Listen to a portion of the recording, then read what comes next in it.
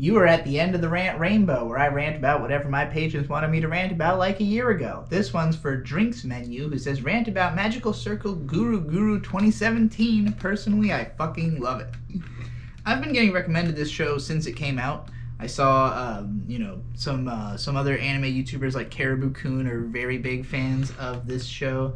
And I had no idea that there was a previous, long 90s series of this, which it obviously just, kind of doesn't update the artwork. In fact, it's more that it's, using modern animation techniques on an old school art style, which looks really neat and gives it a unique flavor compared to any other modern anime, and that it's got the coloring is very modern, whereas the actual line work is harkens to the 90s, where things would have looked probably more painterly in a show like this.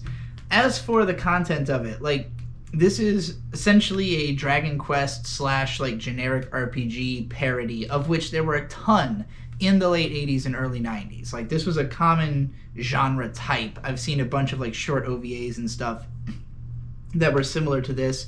Probably the thing that came to mind the most was Dragon Half, which I did a Manga Mondays on at some point. That one has a very similar approach to just kind of using these old school RPG cliches. But this one is probably the most cutesy,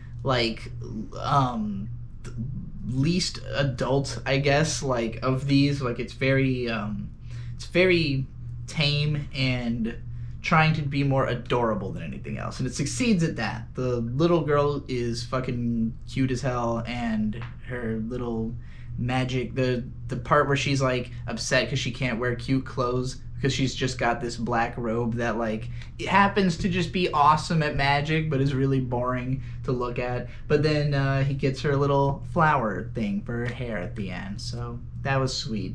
I would say all the little parts where it turns into a video game are fun. I like that traveling between towns is represented by them just becoming chibis, taking 3 steps and going to the next town, as it would be on an NES game map. Particularly reminds me of the Zelda 2 map. But jokes wise, a lot of it is pretty standard stuff for this genre. If you have played a lot of these games or seen a lot of parodies of these games, you can kind of predict what direction stuff's going to go in. The first episode, Hero has to reach into this box and pull something out, and if it turns out to be a sword, then he's meant to be a hero. And of course, since he's a reluctant NPC type who doesn't want to be a hero, of course he pulls out the biggest sword imaginable. And it is kind of funny just how ridiculous the sword looks, but it's obvious what the joke's going to be. So in that sense, it's not that the jokes don't work for me, but just that the predictability and kind of roteness, I guess, and the fact that this episode felt very long.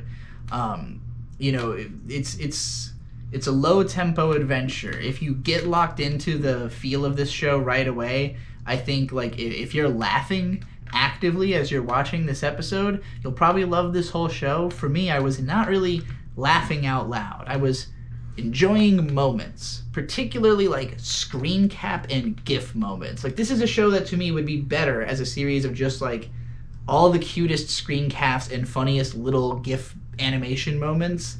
Production IG is able to bring a lot of cool animation to this chibi style, which makes it explode off the screen a little bit more than a typical gag anime. But still, would I say that this seems like a show that I want to continue watching? Not in particular. I think it's cute, but again, I'd kind of rather just look at GIFs of it. There's other shows I'd like to get to, and these sort of 90s RPG anime have never done it for me that much, just because I didn't play a lot of those classic JRPGs. I got into RPGs during the PS2, GameCube era.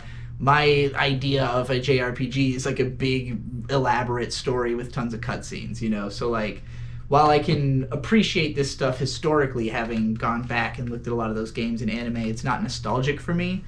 So, I don't feel like I am necessarily the target audience for Mahoujin Guru, but I still think it's pretty cute and pretty good.